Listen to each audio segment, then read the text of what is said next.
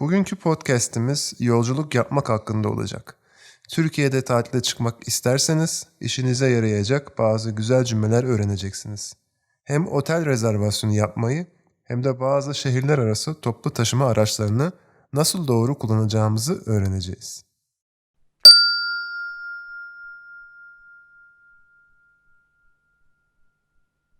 Kolay seviye diyalog.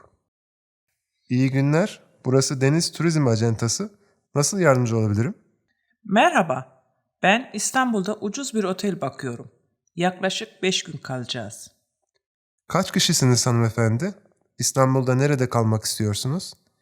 Ben ve eşim kalacağız. Taksim'de bir otel arıyorum. Şehir merkezine yakın. Hangi gün geleceksiniz? Ne zaman döneceksiniz? Mayıs'ın sonunda geleceğiz. İstanbul'dan sonra başka şehirlere gideceğiz. Tamam. Ben sizin için uygun birkaç otel araştırayım. Lütfen bana e-posta adresinizi söyleyin. E-posta adresim janewhite@gmail.com. E-postanızı bekliyor olacağım.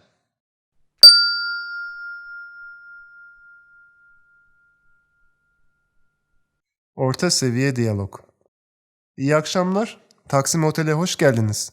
Daha önceden rezervasyon yaptırdınız mı? Evet, bir turizm acentesi aracılığıyla yaptırmıştık. Jane White adın olması lazım. Bir dakika. Sistemimizden hemen bakayım.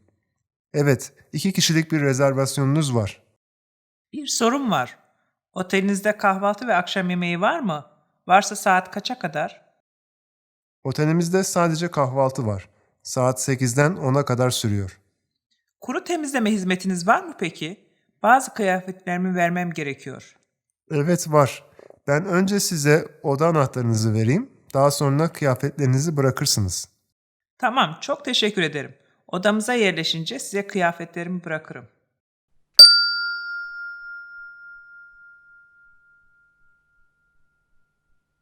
Zor seviye diyalog.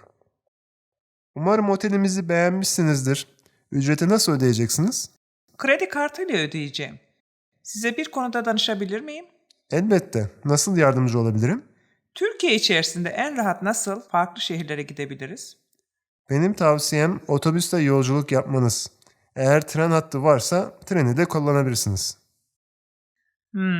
Otobüs bileti nereden alabiliriz? İnternet üzerinden alabilir miyiz? İnternet üzerinden şu internet sayfasından alabilirsiniz.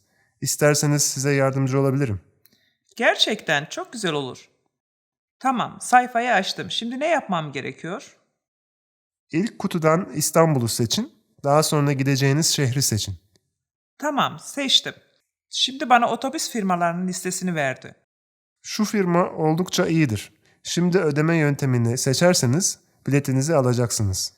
Tamam, ödemeyi yaptım. Sanırım oldu. Yardımınız için çok teşekkür ederim. Rica ederim. İyi yolculuklar. Tekrar bekleriz.